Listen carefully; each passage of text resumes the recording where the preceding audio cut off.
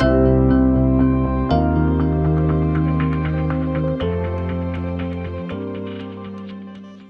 welcome to the Culture Couch Live. I think we're maybe up to episode 17, so it's gone pretty quick, boys. So welcome, Em, Woz, and Jez. How are you guys? That's really good. Good Woozy. Jez, your background changes every week. What are you, just you on the run or something? Or where are you? I'm in witness protection. No, I'm actually not. I'm up in Canberra. I've come up to see Scotty from marketing for the weekend. Oh, nice. I'm expecting his phone call any minute. I've had enough reason. I want to have a chat with him about leaders taking responsibility for their actions. It seems to me over the last few months, we've had so many leaders that think they're above the organisation. They don't take responsibility and they compromise everybody around them. And sometimes the easy thing to do would be to take responsibility, perhaps even resign every now and again. But anyway. I tell you what's a good one, and before we go into our real question, are politicians leaders? That's one I think we need to. I think we need to explore because mine's a categorical no. But anyway, let's leave that for another time. So, guys, let's jump in. So, our question is from Mary, and the question is: we have a great culture at our organisation, but when we hire people, we tend to forget our culture and don't hire around our behaviours. Any tips? It's an interesting question, isn't it? Because even really good organisations that do have a really good reward and accountability model, sometimes, for whatever reason, maybe Murph, what are the reasons they do forget? I suppose that's probably a good way to start. What do you think the reasons they do forget the culture when they're hiring or discussing new people coming into their organisation and tend to just get them in and hope that they fit in?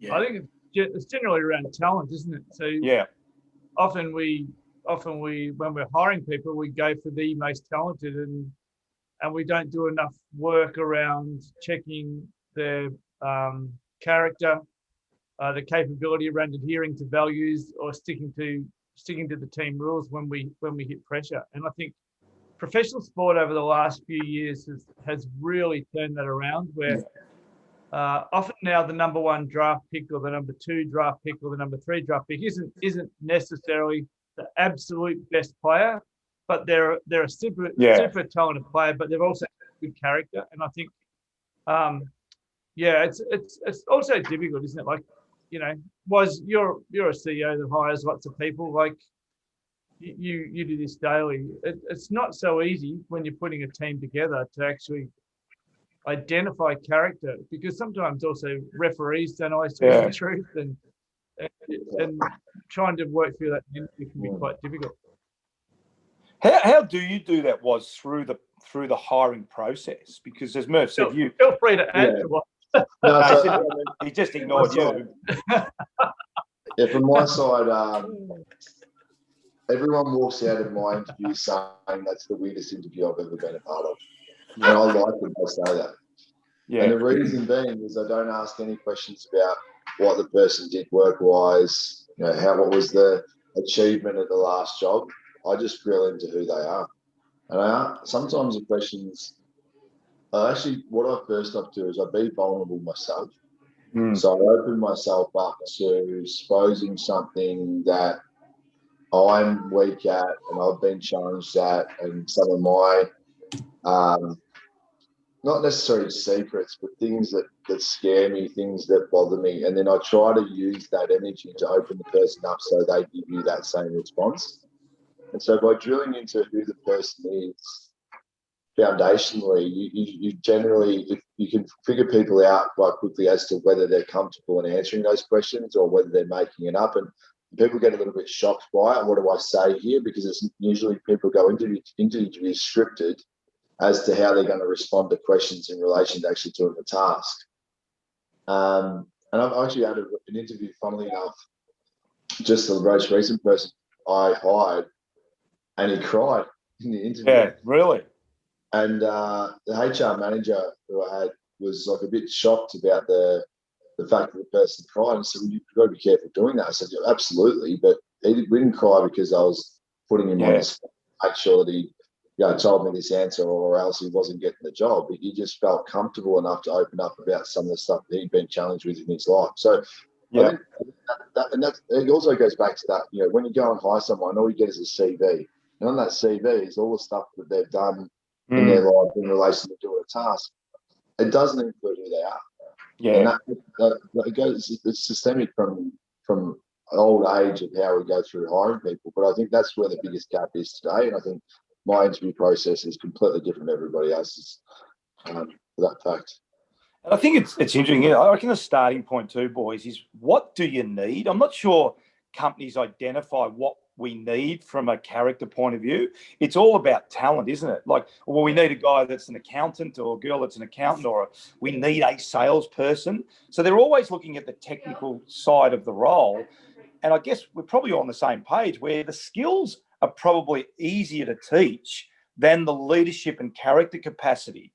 So, Em, I'll get you to weigh in on that. Why do you think there's this huge focus on hiring talent rather than, to Waz's point, the person themselves? I think it goes back to that genuine focus on results and achievement. Yeah. We talk about the talent side of the trust tree and the team side. So, yeah, I think that finding out who the person is and the behaviours that got them to where they are is absolutely paramount, right? One thing about references, I think you mentioned, Jez, a lot of companies still don't do them. They don't take the time. They don't call up the previous employer and ask, okay, what were their strengths and what were their weaknesses? And I know some people can BS it. It's very easy to do that, but there are some great questions you can ask to expose, where they're at. And I think in interviews especially, it's important to share and ask about stories of achievement, what behaviours got them there, and then stories of adversity and what behaviours got them out of them.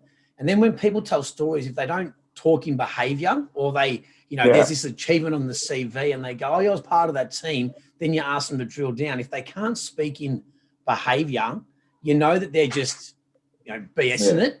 So I think you've got to keep listening and close your eyes almost and go, yeah, I can see, okay, that's a true story. Because as we say, you can't BS behaviour. On that one point, the one thing I'll ask is going back to say the values and that behaviour piece. What does that look like? Yeah, that's right. To ask whether they can articulate what behaviour looks like to relate to that value. And a lot of times they will find someone out really quickly.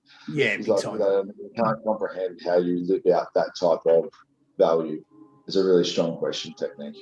And I think on that too, guys, it's the technique of the interview, isn't it? I remember watching some of those talk shows that used to be on, and the best interviewers used to pick up on an answer and completely pivot the interview. And I remember the really poor interviewers, someone would say something astounding, and I'd be sitting there waiting for the follow-up question. Well, more and of it. It'd be just completely on script.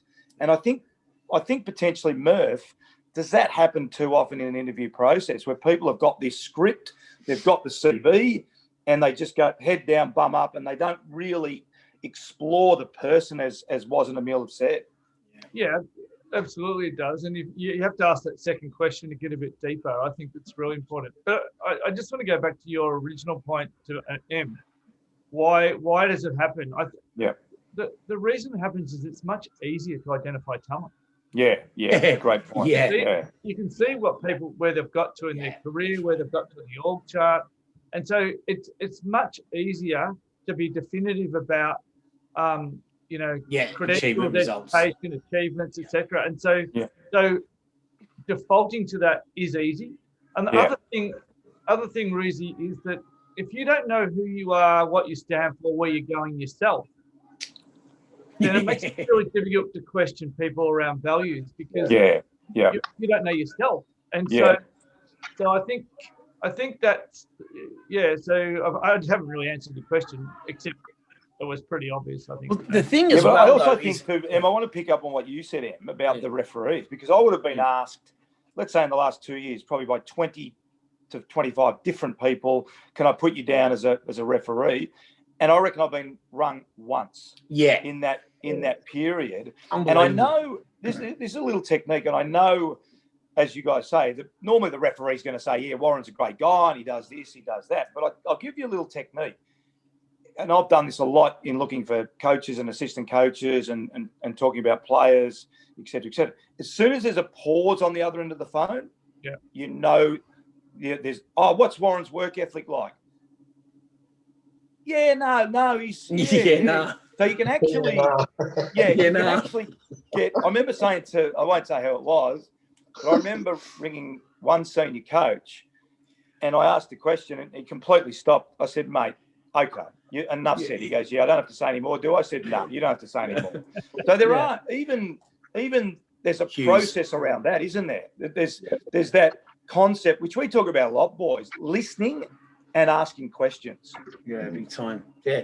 The two questions that I like, and Jez, I've heard you do this recently as well, is at the end of it, ask the interviewee, have you got any feedback for us? Right. Yeah, and then, or would you what would you do differently? You know, if you were asked in this interview, what would you do differently? It then lets the person lean into seeing whether they're going to put it on the table. Right. Yeah. And if they do, you know, buddy, you got someone that you know will speak up when they've got something on their mind, which is what we want to promote and elicit, because we don't want to leave that information to chance. As leaders, I think a big part of our job is not only create the environment for others to perform, but create the environment for others to speak up. Right. Yeah, no, it's good. Look, I think some great points there. I want to finish with one point, because this does happen sometimes in footy, Murph.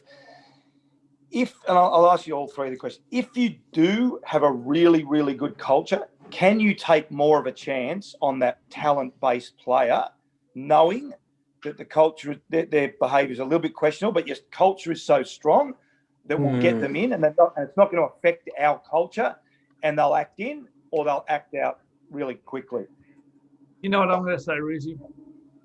I'd say don't. Yeah. Yeah. I know you're a better chance.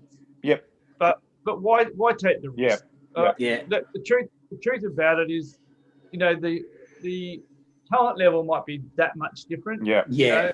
So therefore, recruit for character. Yeah, character. And that probably relates was to the salesperson, with all due respect, isn't it? Because that's a bit more outcome, isn't it? Oh, this guy's going to sell $1 million. So we can actually see that. So how do you handle that situation as well, Was? Yeah. No, I'm just the same as Jez. It's just it's a no. It's a hard no. You just It's just so everybody can be taught different things. It's very difficult to change people's behaviour. Yeah. 100%. And the only thing with Mary as well, I'm concerned.